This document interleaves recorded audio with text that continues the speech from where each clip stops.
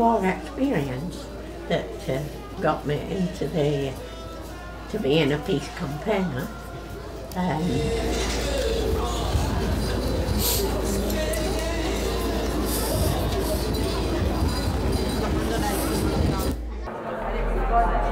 I think, like a lot of my generation, we were terrified by the threat of nuclear war.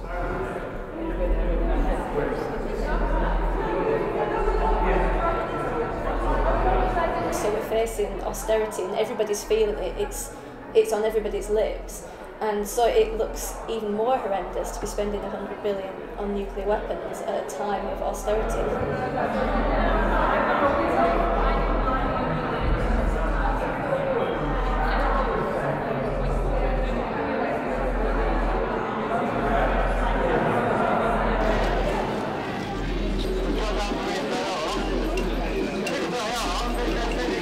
What we need to do is to be building a mass movement, to be building people power to demand the eradication of nuclear weapons.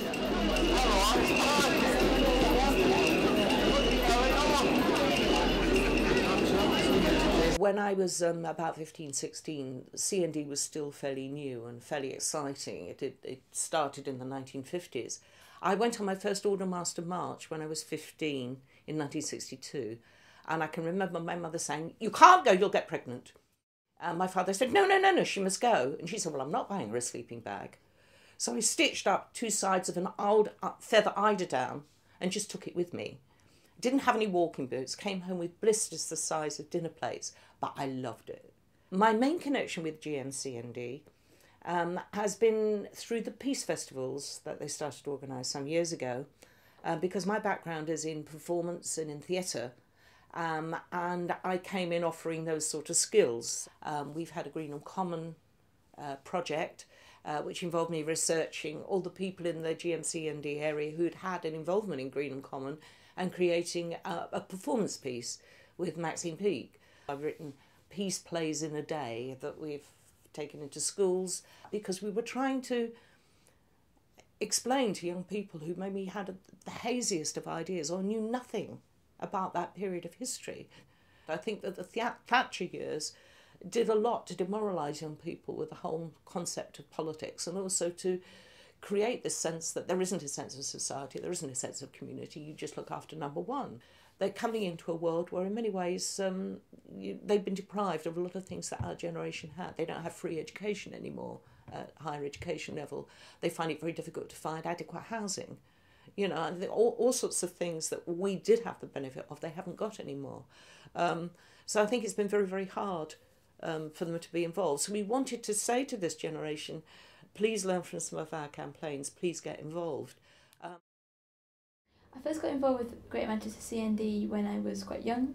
So my parents were involved with the peace movement for sort of quite a number of decades before that. And when sort of me and my brother were, I guess still even at primary school, we were part of Littleborough and Rochdale peace group, so doing things like dressing up as Star Wars characters, campaigning against the missile defence systems, and doing things, so yeah, things like that. So occasionally going along to meetings and things like that. And then I suppose particularly around the anti-war movement as well, like the C&D in Greater Manchester played a quite important part in that alongside Stop the War. And I also did like my work experience when I was, I guess, 14, 15 at the Greater Manchester C&D offices. So when I was 17, so between, I suppose, the middle bit of sixth form, went as part, so 10 years ago, as part of the C&D national delegation to the World Conference Against A&H Bombs in Japan. Which was the 60th anniversary of the bombing of Hiroshima and Nagasaki, and so they got delegates from all over the world coming to the conference, which they do every year, but I think particularly that on that anniversary wanted lots of young people to come. So there were other young people from the States, from Norway, from France. It was a huge delegation from Mouvement de la Paix in France. And so it was quite an inspiring thing to meet activists, young activists from all over the world. Another world is possible. A peaceful world is possible. Abolition now. Arigato. And I think visiting both Nagasaki and Hiroshima was a very moving experience. So in Hiroshima there's the museum there that sort of commemorates what happened, so it has like models of like what before and after, but then also lots of objects from people who were born, like who died and things like that, but also meeting the hibakusha, so the survivors. So in Hiroshima we stayed with a woman who had been 6 at the time of the bombings and had lost most of her family, and she she was one of the most nice and friendly people I've ever met. I didn't speak any Japanese and she didn't speak that much English, but sort of made us feel very welcome. Sort of took us out to a pub for sushi, and sort of like strange, like, you know, things you don't expect to sort of be going with sort of women in their 60s just going out to the pub to things like that. But yeah, sort of saying stories about like how she had to pick maggots out of her sister's back with chopsticks, but I think both her and all of the hibakusha that we met, I think there was a sense of that they were, despite having long-lasting medical problems from the radiation, so cancer and things like that, they were wanting to fight for a nuclear weapon-free world, and I think were actually actively playing a part in that movement despite sort of the suffering that they'd gone through, and I think that was very inspiring to have met those people there. After being married 6 months, my husband went in the forces. He was moved down south. But just before he moved down south, I had Pat, a little girl, and he saw her once, and then he went down south. And I didn't know why, he didn't ask really. And then one day we woke up to find it was D-Day, and the British forces were crossing the Channel, and Britain was at war with Germany. So I knew why he was down there, and it was very upsetting, not knowing what was happening, because you could see pictures of the people who were being killed there. But then I got a field card to say he was safe. But then his letter stopped, and it went on, and they were dreadful times. Day and night you tried not to think of the worst, and I used to stand at the door waiting for the postman and see him past the gate, you know. And then one day I got a letter, on opening it said OHMS on, and when I opened it I only saw the middle line that was typed that said killed in action. Well, all I could think of was going to my parents, and I put Pat in the pram, remember, half running and half walking to Bury from Ratley. And of course when I got there I got all the support that they could possibly give me. And then after I'd been there a couple of weeks, I wanted to go home, and there was another letter that said, from the government, you are now a single woman and we will be reducing your allowance from 38 shillings to 18, and the child from 12 and 6 to 11. And with not getting only 7 shillings he used to send me every week, not only have we lost a husband and father, but we're going to lose our home as well, because we couldn't keep the house. And this part of the grief I was feeling turned to anger at the treatment that we got. Then we saw, well, that crime against humanity it was, where they bombed Hiroshima and Nagasaki with nuclear weapons, and we saw the devastation in pictures, and people jumping into rivers to ease their pain, and children with their skin all torn. And then there were shadows on the ground. They were once human beings. And it was then I decided I would work for peace for the rest of my life. And I hadn't a clue on where to start. I've been a member of CND, since the 1970s, and I've always been sort of committed to the cause of nuclear disarmament.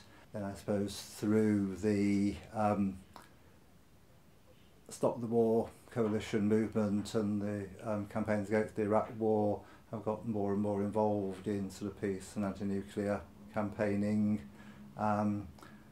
So that being active with Greater Manchester District CND just feels like part of that whole process. That if you're going to be committed to campaigning against nuclear weapons, you're going to be committed to campaigning for peace, and you live in Greater Manchester, you need to be part of Greater Manchester and District CND.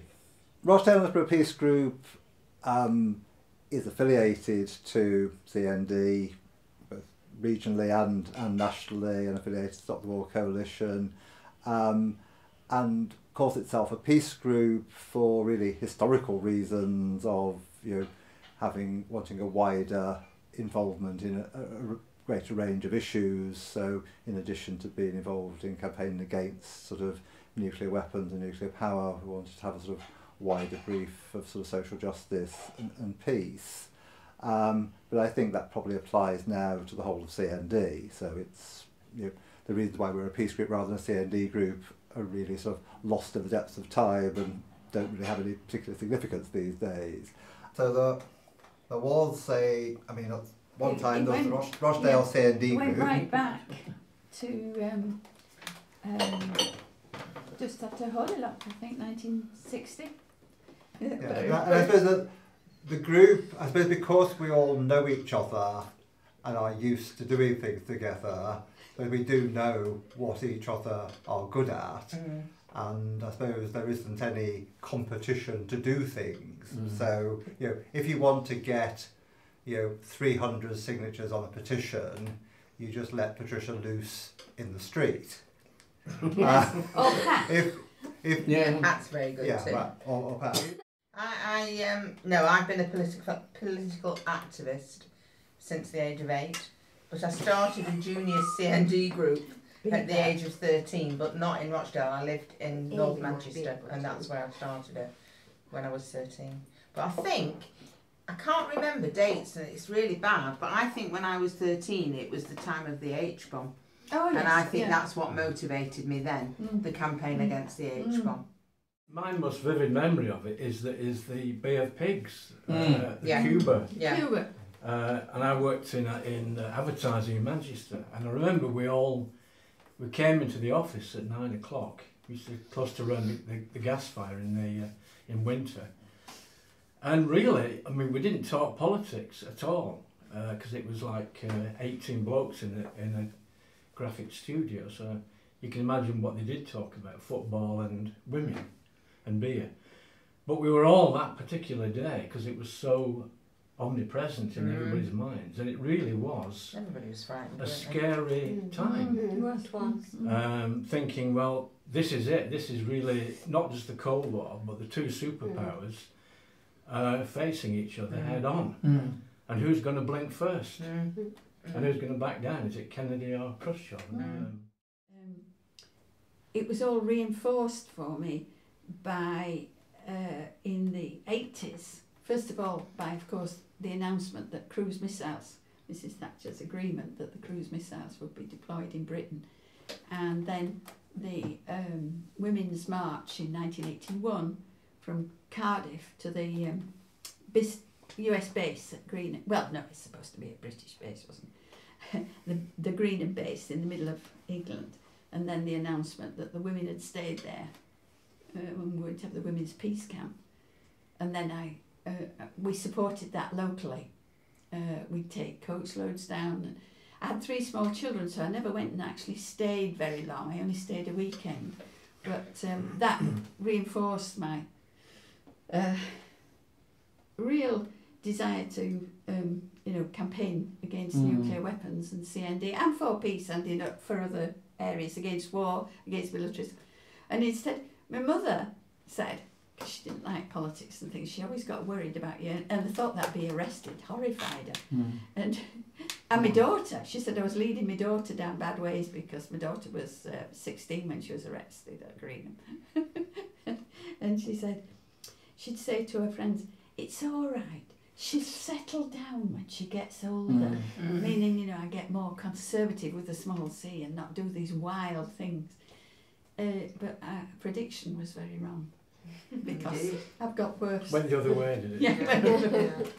But on the way there, you've also been heavily involved with CND nationally. Oh yes, I have. Yes. And international work particularly.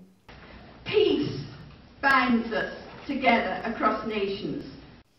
And I suppose I think that's important to us as a local group because it means that it gives us that sort of connection with CND nationally and keeps us in touch. Oh yeah. Very much so. I think the key thing, I suppose, about being part of a group and part of any of the activism is sort of meeting with like-minded people who might disagree about all manner of things and details of manner of things, but have sort of clear shared commitment to what's sort of basically important.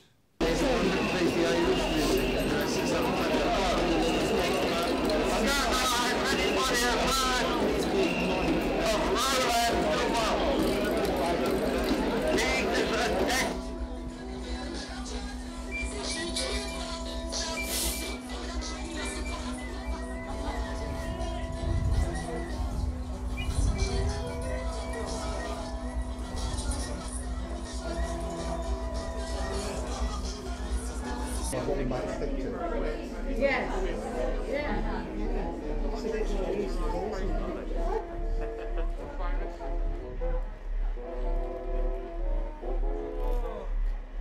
Well, if you're not more enjoyable than protests in the summer months, so it must be a lot more enjoyable than protests in the summer months.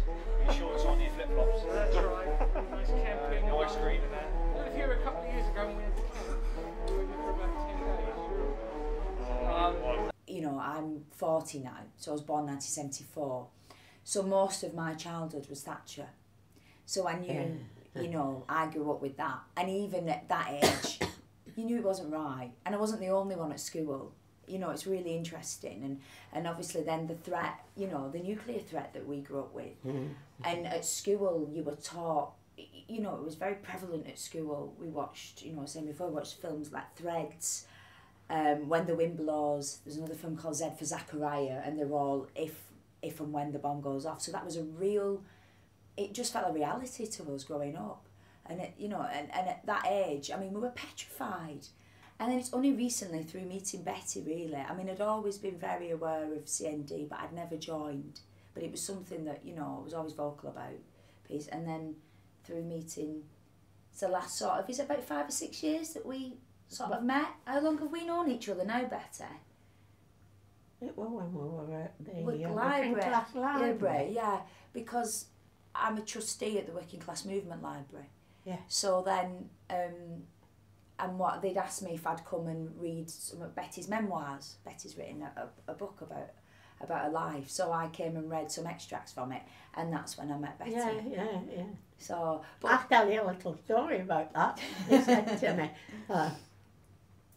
we've got, they wanted to raise money for CND, that was it, wasn't it?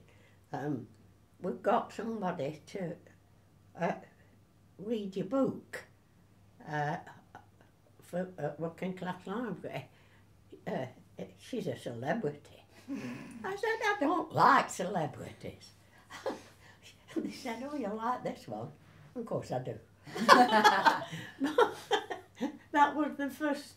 That was the first time and then we sort of just kept in touch, and the threat is greater than it's ever been in some respects, isn't it? I said the nuclear threat is greater than it's ever been. Oh, it is. But I don't think it's not really highlighted, and I wonder whether young people, it's on the top of the list. Actually, you know, it's like a lot of things. They just if people really knew how much was spent on nuclear weapons. You know, and they keep selling us this lie about, you know, they can't afford to run the NHS, you know, and there isn't the money there, and blah, blah, blah, blah, blah. And I just wonder...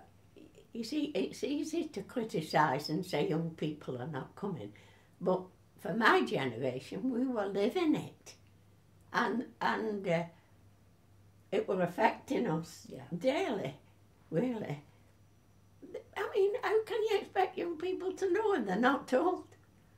And haven't experienced it. And do you think though, Betty, though, I don't know whether, you know, like you were saying about Stop the War Coalition, and as well, you know, and I didn't want to sound like I was being critical about the younger generation, but maybe sometimes CND is seen as something that's sort of 1960s, you know what I mean? And, you know, things like, how do you keep modernising, and how do you keep getting people... I feel people need to be asking more questions. The government are just getting away with it, and I don't know why, you know, how we've got to this point. Well, I suppose it's an inquiring mind that takes you forward, isn't it?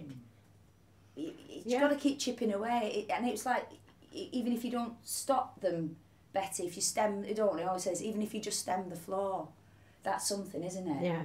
I've been involved with the peace movement, I guess, since the early 1980s. But it was my wife, Marilyn Roman, who was more active initially. She was a Greenham woman and went down to Greenham several times in 82 and onwards, and was involved in various of the actions and was arrested. And she got involved in the organisation of Greater Manchester CND, and we used to go down to the big national demonstrations. It was the times when Greater Manchester could hire to hold trains to take people down to demonstrations in London. I got more involved and then took up as secretary of Sabbath Peace Movement. I suppose I'm a bit of a hoarder and always collected badges and things like that. The Manchester Nuclear Free City badge commemorates the Manchester declaring itself the first nuclear-free city in 1985, I think it was, and that symbol was on 2 plaques that were around the Peace Garden in St Peter's Square, and now I'm involved with other members from the Peace Movement and other people campaigning for the City Council to reinstall the plaques and in a new Peace Garden. While the City Council is perhaps blowing down its image as a nuclear-free city, it does need to promote its heritage as a city of peace and a city where a lot of progressive and radical movements began and were encouraged. As a city of independent thinking and a city that welcomes people from all over the world. Been a member of Prestwich and Whitefield CND for probably over 30 years. A colleague and friend of mine, Betty Tebbs, who was 89 at the time, said she wanted to do this blockade at Faz Lane, part of the Faz Lane 365 in 2007. So I said to her, well, if you're going to do it, I'll do it as well. I decided I would go with her and do it, along with another couple of friends and colleagues from Fleetwood, Alan and Jean Johnson, the 5 of us, or 6 of us rather, went down this banking. We had to keep sort of out of sight so that we didn't raise the alarm. And we ran down this banking and we got onto this road and we quickly lay down and we linked up and that was it. And then, of course, it wasn't long before the police arrived on the scene, and of course they was trying to persuade us to get up and end the blockade, and we said we weren't going to. And so in the end, we had to bring people in to try and unlock us. We had these thumb locks that we tied ourselves together with. Both Alan, Betty and myself, we had these thumb locks on, and then the ladder was next to, he had the tube, had a long tube, and I was just thumb locked to his free hand. So that's how we did it. He took Alan and myself away. Betty, because she was 89, they, as I say, they did arrest her and they took her to the police station, but they decided to release her because of her age. People from all over the country would go to Faslane to do their little bit. It was part of our contribution towards Faslane 365. It's our children and our children's children and so on. It's future generations in this country and the world who will suffer if we don't get rid of them.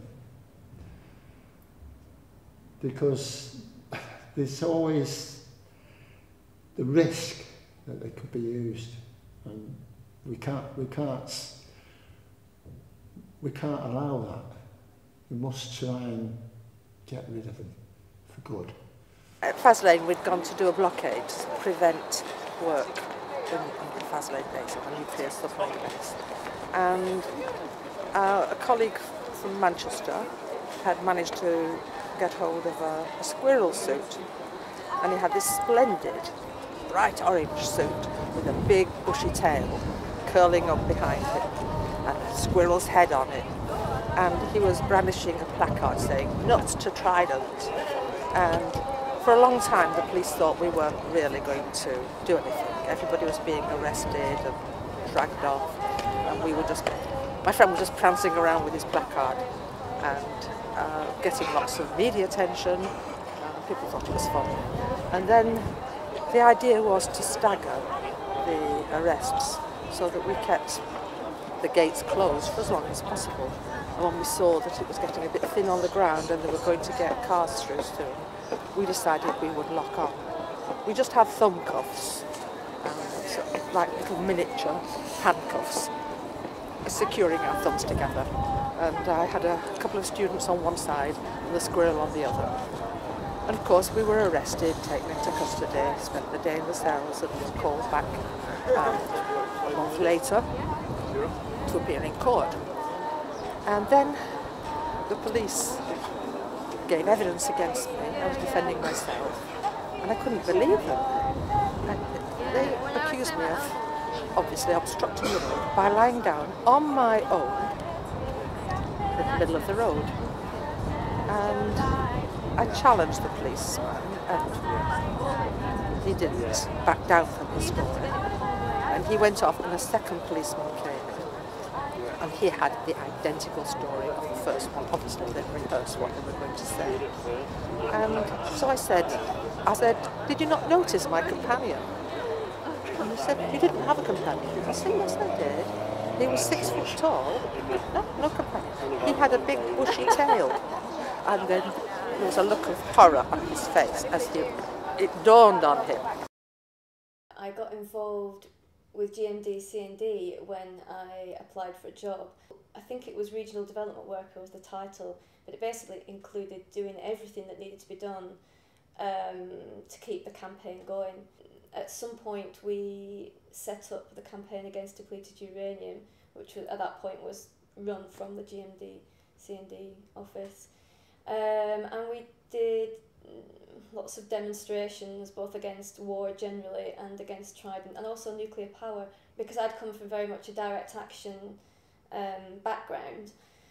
When I started work there, I formed this little group called Manchester Anti-Nuclear Direct Action, MANDA, and we went and did some office occupations and other direct action. We're hugely focusing on Trident at the moment because we've got until 2016, and so almost everything we're doing, we're spending a lot of energy is all Trident related.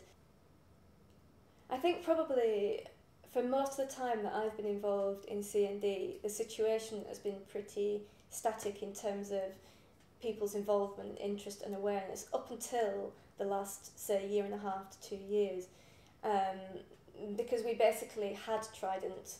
It'd been paid for, it was a brand new system. The chances of actually getting rid of it once it was there we're fairly slim. But in the last year, as we approach 2016, it just feels like Trident has gone up and up and up the political agenda. Political commentators keep referring to it, and sort of awareness is kind of spread a little bit, and awareness that we have this decision to make in 2016. And when you combine that with the particular situation this country's in at the moment, so we're facing austerity and everybody's feeling it, it's on everybody's lips. And so it looks even more horrendous to be spending 100 billion on nuclear weapons at a time of austerity. And being able to make links like NHS Not Trident and link with the local groups that are campaigning to stop the local hospital being closed down, for example, and to say, well, I've got the solution for you. If we just didn't have Trident, there'd be enough money not just for this hospital, but for every A&E department in the whole country for 40 years. It seems very obvious, and I think that public awareness is increasing, and as awareness increases, so does opposition, because you'd be crazy to be in favour of Trident.